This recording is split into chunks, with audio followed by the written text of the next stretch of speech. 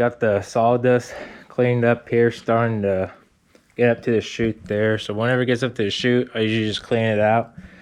And then underneath, with all the bark and sawdust that falls through, I usually clean that out about every 3 times. I clean up the sawdust, depending on what I saw. If I'm sawing a bunch of pine, typically debark it, or just that the bark falls off and it just makes a mess under there. So that's whenever I clean that up. I don't clean it up every time because you're just going to build more junk up. Might as well build it up a little bit before you clean it up.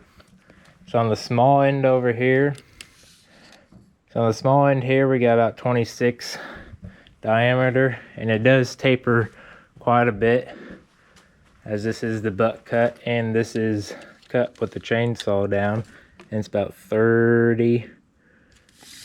So if I didn't trim it down with the chainsaw, it would be about, I don't know, 34, 36. But I will probably not be able to get my head through the hair. I don't know, I kind of aligned it to where it can, the narrow end, but we'll see how it goes.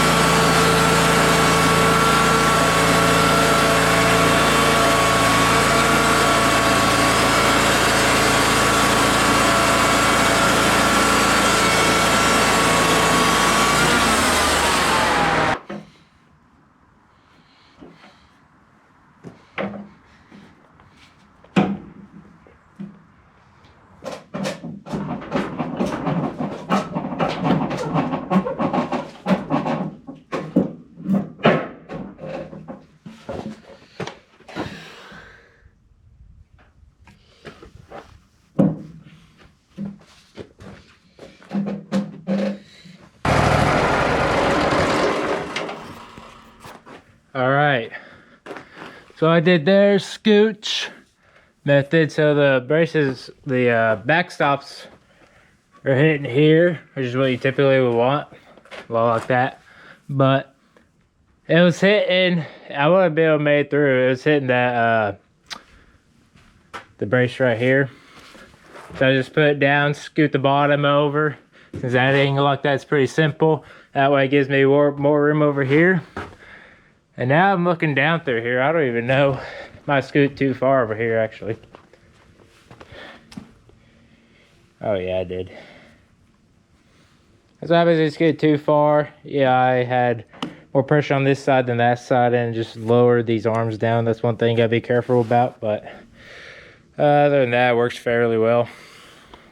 I learned it from Hobby Hardwood. It actually works really nice on bigger logs like this, especially when you don't have a wide head. It works really nice.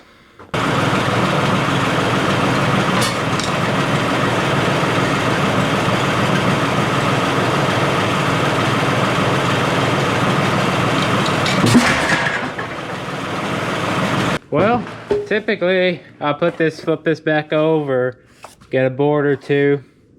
But since this pith is more on this side, and you got this cracking, you got this split here, and you got this split that goes down through here, I'm gonna take a cut this off.